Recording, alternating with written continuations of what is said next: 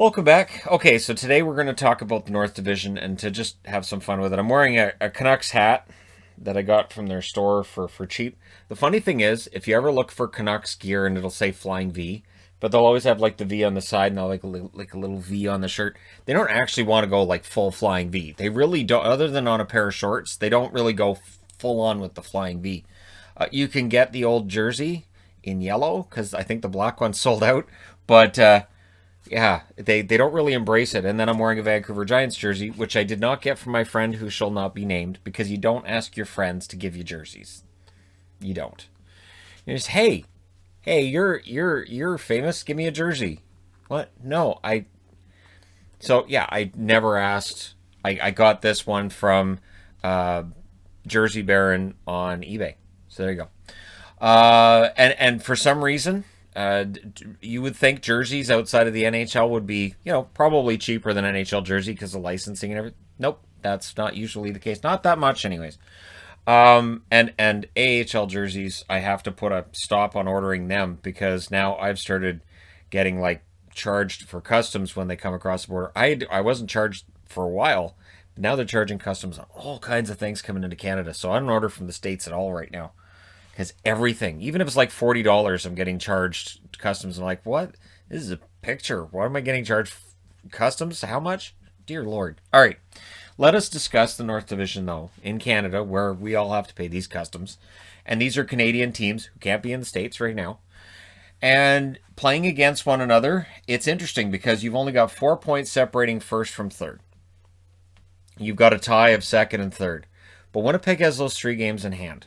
Now, because this division is different than others, I can't just do it the same as the other divisions because teams don't play each other 8 times each. Some it's 9, some it's 10. So for Toronto, we'll look at them first. They have 30 games played, a record of 19, 9, and 2. They have 40 points. Over their last 10 games, they are 5 and 5. They have been middle of the road, and it feels like there's something going on there, and we can point to goaltending. I think it's fair right now to point to the goaltending. It's also fair to point at the blue line and say both of them need to be better. The forwards are playing pretty well. The scoring's going pretty well. But when we look at the record against teams in the division, they're 3-1 against Calgary.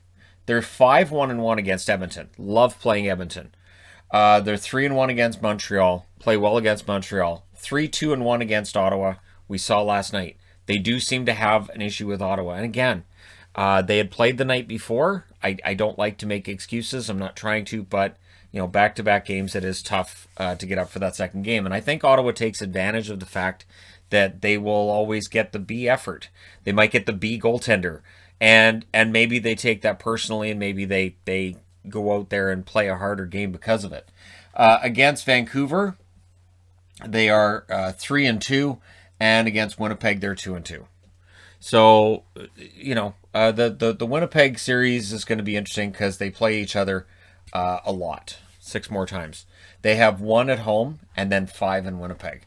According to the schedule that I got here, which is that they're 2 at home against Calgary, 1 at Ottawa, 2 at home against Edmonton, 2 at Winnipeg, 2 at Calgary, 1 at home against Montreal, 1 at home against Ottawa, 1 at Montreal, 1 versus Calgary, and then they're home against Winnipeg, 2 at Vancouver, 3 at Winnipeg, 1 at Montreal, 2 at home against Vancouver, 1 at Montreal, 1 at Ottawa, and 2 at home against Montreal. It's interesting because they do have 3 of their last 4 games are against Montreal.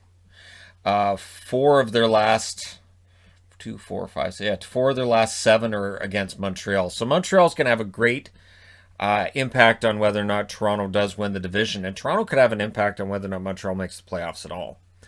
And then, of course, the 3 at Winnipeg right here, that's sandwiched in between 2 at Vancouver and 1 at Montreal. So that's a 6-game road trip. At home, they're 10-5-1, and on the road, they're 9-4-1. So the good news for Toronto is they're about as good on the road as they are at home. And so there hasn't been a huge difference there. So we'll take a look at Winnipeg. 27 games, 17-8-2 record, 36 points. They have 3 games in hand. They play them this week. Toronto doesn't play again until Friday. 36 points. They can pass Toronto. And they're 7-2-1. Expected goals would say they shouldn't be. I don't care. All I care about is wins and goals. The expected goals are nice. It's a fun chart. We are now seeing power rankings decided by something that hasn't happened. Not mine, TSN. But anyways, so for Winnipeg, they're 3-1-1 against Calgary. They're 2-2 against Edmonton, 3-1 against Montreal, 4-1 against Ottawa, 2-1-1 against Toronto, and then 3-2 against Vancouver. And I know people are going to say, well, expected goals tell you how the record should be and where they're probably going to go. Sure, okay, maybe, but again, your ranking should be based on how teams have done. And you don't want to penalize Winnipeg for having better goaltending than other teams and winning games because their goaltending is better, which I think that's what expected goals does. It means, well, they should have allowed more goals, not with Hellebuck in net. And they have an interesting schedule. I don't want to read out the entire schedule for everybody because that'll make this video take way too long. The key thing with Winnipeg, I think, is they have 4 games in Calgary.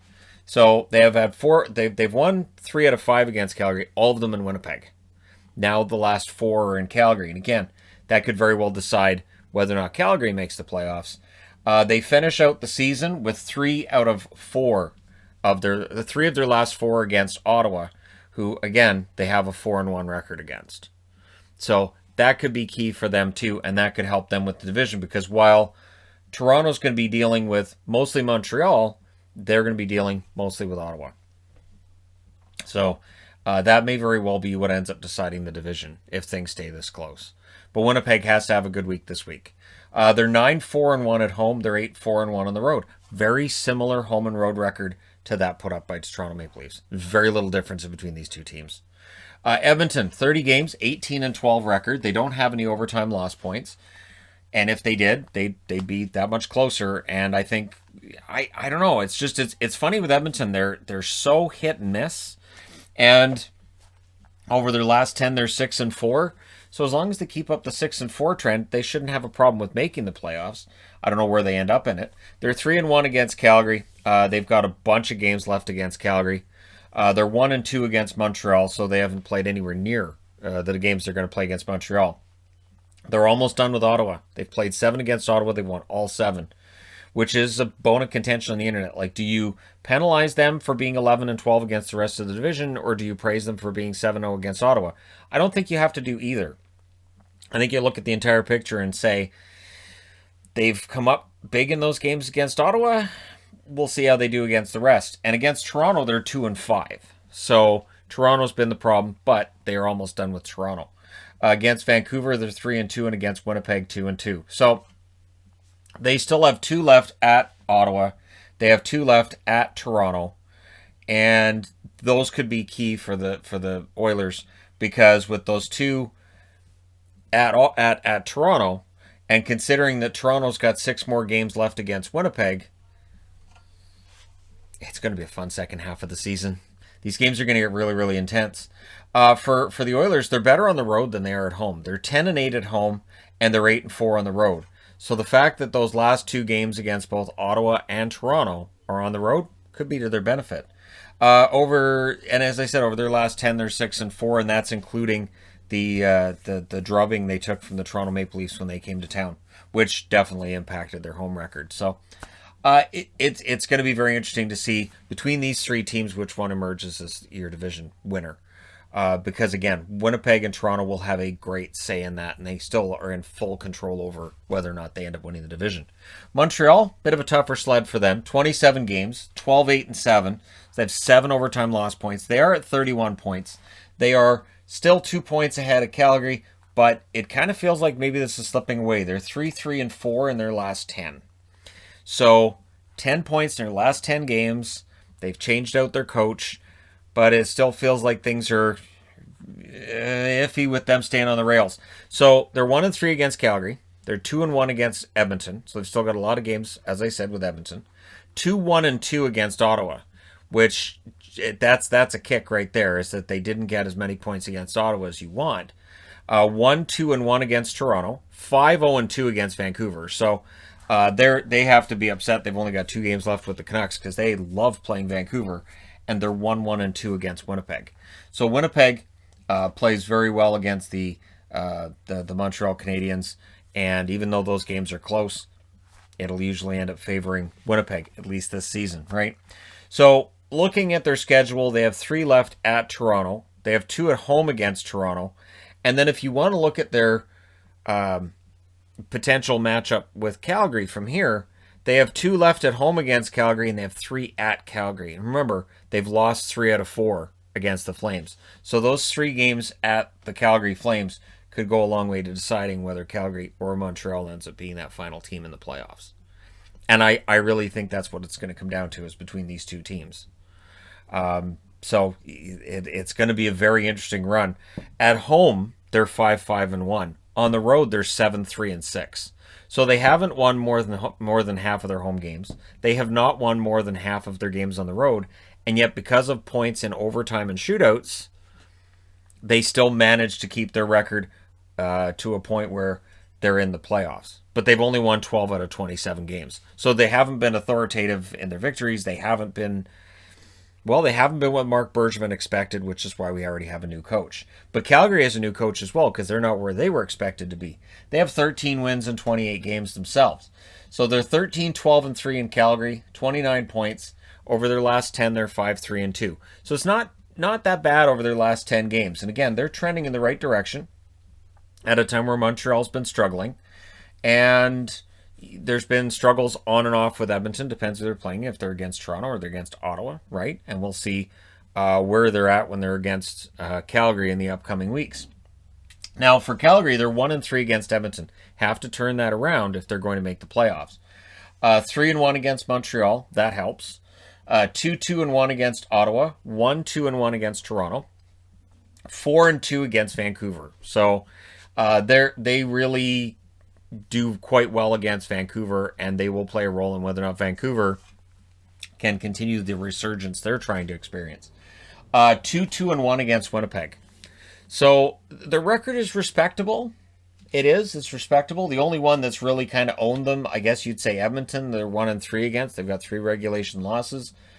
They've only won 1 out of 4 against Toronto, but 2 of those were in regulation, one of them in extra time that they lost. So I mean, it's not dire as of yet.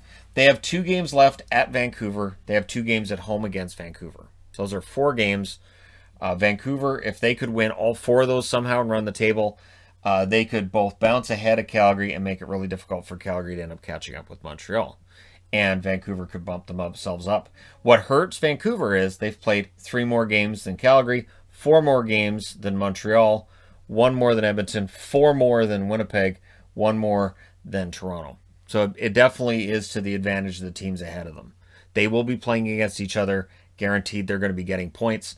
So while Vancouver finds themselves 3 points out, 1 point behind Calgary, to me, having played extra games definitely hurts them. In Calgary's favor, of course, again, they play well against the Montreal Canadiens. They've played 1 more game than Montreal. They seem to be trending in the right direction. And we'll see if that continues. They have 3 at Toronto. So they have 3 of them at Toronto and 2 at home against Toronto. So if they won all 5 of those games, all in regulation, they'd be 1 point behind Toronto. See, that's how easy this is. It's not going to happen, but I'm just throwing that out there. Why not? Sure. Yeah. So we'll talk about Vancouver. Vancouver, 31 games, 13-16-2 record, 28 points. Over their last 10, they're 5-4-1, and they've been good lately. But they have to be better than good. They have to be great, and they have to do more than just, Demko stealing games. They have to really come around, and it's going to be tough. So they have the 2 at Ottawa first, right? So automatically there will be those who say, all right, well, those are wins. Not necessarily. Ottawa's been a tough out for a lot of teams. So they have the 2 at Ottawa and then the 2 at Montreal. I would say one probably cancels the other out. They're 2-3-1 in the season against Calgary. That's been a problem. They're 2-3 against Edmonton. They did win the most recent matchup, but in general, that's been an issue for them this year. 2-5 against Montreal. It's a bad matchup for Vancouver. 3-0 against Ottawa, at a point where Ottawa was at their lowest. We'll see if they've got that together with the next 2 game set. They have a 2-3 record against Toronto, and they're 2-1 against Winnipeg. So this is really the problem. They don't have an actual winning record against anybody other than the Ottawa Senators. So this is where things get kind of dicey. And a 500 record only against Winnipeg because they lost one of those in extra time. Otherwise, they would be 2-3 against Winnipeg if that had been a regulation loss. So They have the 2 at Montreal, the 2 at Ottawa, and then there's a point here too where they have 1, 3, 5, 7 games on the road: Edmonton, Winnipeg, Calgary, and then back to Edmonton. So that's a tough sled for them. They have 4 left at Ottawa. They have 2 at home against Ottawa. That's 6 of their games against Ottawa. And then they have 2 at Montreal to finish out that season series and then never see them again. At home, they're 9-7-2. Again, that's a respectable home record, but on the road, 4-9. You can't be 4-9 on the road and expect to make the playoffs. That is the second worst road record in the division. Calgary, 6-8-2 on the road, 7-4-1 at home. So Calgary's had his trouble on the road as well, but not like Vancouver where they're 4-9. And again, losing in regulation is part of that problem. Where if they'd lost a few more in overtime like Montreal has, we'd have a whole other conversation going on. And really, what Montreal's done to Vancouver's season has been remarkable. Where, again, it's sort of like with Toronto, as good as the record is, if you took Edmonton out of there, their record takes a bit of a drop. For Winnipeg, you take Ottawa out of there, it's a drop. For the Oilers, Ottawa definitely it's a huge drop. For Montreal, it's Vancouver. You take the Vancouver wins out of there. And it is interesting. For Calgary, it's Montreal 3-1, Vancouver 4-2. It is interesting to see with all these games played between these teams how lopsided some of these matchups have become. So yeah, and for the Canucks, yeah, they have to get better on the road. Ottawa, 31 games, 10-20-1 is their record. They're good at home. Not great, but they're good at home. On the road, it's been a nightmare. That one road trip towards the start of the season definitely colored their record quite badly. Over their last 10, they're 4-6. That's a respectable record. So again, if you take Ottawa lightly, you might get burned. They're 3-2 against Calgary, so they have a winning record against Calgary. They're 0-7 against Edmonton, as I said. 3-2 against Montreal, 3-3 against Toronto after that win last night. They're 0-3 against Vancouver, 1-3-1 against Winnipeg. So they struggle against Vancouver. That was the 3-game road trip. They struggle against Edmonton, 7 games there. Outside of that, their record is good. It's better than you might think. Because again, without those 10 losses in regulation, they're 10-10-1 against the rest of the division. You can't. It's not how records work, though. You can't just say, "Hey, if we don't count those games, well, if we don't count any of them, everybody's fine." So yeah, what's interesting on their schedule is the role they will play in which of these teams may make the playoffs. So they have a better than 500 record against both Calgary and Montreal. They're 3-2 against both. They have 2 games at home against both Calgary and Montreal. They have 2 games at Calgary, and they have 3 games at Montreal. So the fact that they've got the extra road game against Montreal, and on the road they're 4-14, at home they're 6-6-1, that might favor Montreal just that little bit. Maybe that little bit, that extra home game against Ottawa that Calgary doesn't have. Or maybe that hurts Montreal because Montreal's got a below 500 record against Ottawa. Fascinating. So to me, I think I'm still favoring Calgary to probably end up bumping Montreal out. And I think because Calgary now with Darryl Sutter, I expect them to play better than what they have been. They have a good record against Vancouver. I really think Vancouver's probably going to stay in 6th. But I do think we'll have a good run the last 25 games. Vancouver could end up like 13-12 over these last 25 games and still have, a positive outlook for next year. And of course, what'll drive Canuck fans insane is that if they do have that kind of a run, if they do end up being above 500 the rest of the way from here, and they end up missing the playoffs by a few points, I don't think there'll be a change at GM. I don't think there'll be a change at coach either. I think they'll just take a look, unless Travis Green wants to leave, but I think they'll take a look at the record and go, well, this was a year that was different than any other. We'll see how it goes next season. All right, so let me know which 4 teams you think make it in the North, and let me know who you think's going to win the North, and expected goals and all that stuff. So let me know your thoughts in the comment section below as always. Don't forget to hit like and subscribe if you're browsing your way through. You just happened upon this video. Thank you guys so much for watching, for all your support. I will talk to you again soon.